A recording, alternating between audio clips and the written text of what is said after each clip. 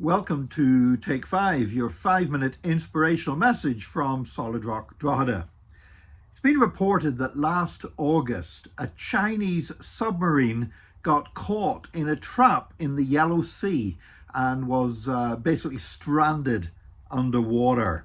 It took 6 hours to carry out the necessary repairs and for the submarine to surface, and apparently the batteries ran low on the submarine, which caused some of the ventilation systems to fail, and it's reported that 55 of the sailors on board that submarine ended up dying as a result. Now, the Chinese authorities have denied that this ever took place, as obviously it's a very secretive society, but a number of different news organizations and intelligence organizations around the world have reported that this really did happen. Now, the really ironic thing is this: the trap that the submarine was caught in was one that the Chinese Navy themselves had laid in order to catch spy submarines from unfriendly powers, such as, for example, the UK or the US or other European powers. And so this submarine got caught in its own trap, and as a result, 55 sailors paid with their lives. In Psalm 141 and verse 10, it says, "Let the wicked fall into their own nets while I walk safely by." And not, by the way, inferring that the Chinese are wicked and that the Americans and the British are righteous, far from it.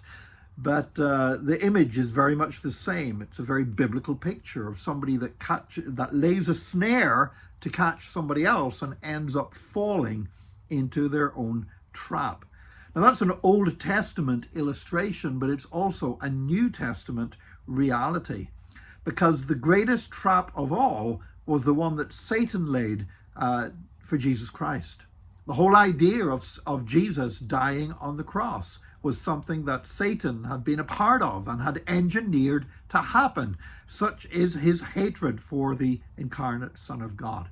And yet, through that trap, Satan himself was caught, because it was by that cross that Jesus defeated Satan and became not just the Son of God, but also the Savior of the world.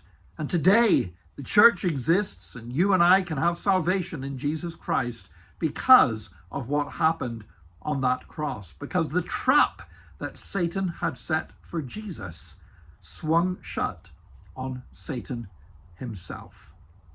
You know, there are times whenever we see things happening in our lives and in this world, and it looks totally evil, and it looks like no good can come from it.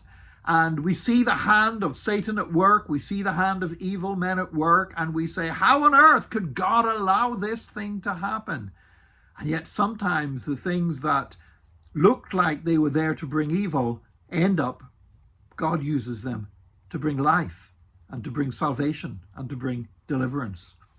Back in the Old Testament, the book of Genesis, Joseph said to his brothers, whenever they had sold him into slavery and later had to go down and buy corn in Egypt and found Joseph had prospered there, and whenever their father Jacob died and they were afraid that now Joseph would take revenge on them, he said, "Don't be afraid." He said, "You intended this for evil, but God intended it for good and for the saving of many lives." And that's true of the cross of Jesus Christ. Be careful about laying traps for others. Be careful about scheming, because it might just rebound upon yourself. And let's rejoice that the ultimate example of somebody getting caught in their own trap resulted in salvation for you and I and for everyone that will come to the feet of Jesus. God bless you today. Join us again tomorrow for another Take 5, your 5-minute inspirational message from Solid Rock, Drogheda.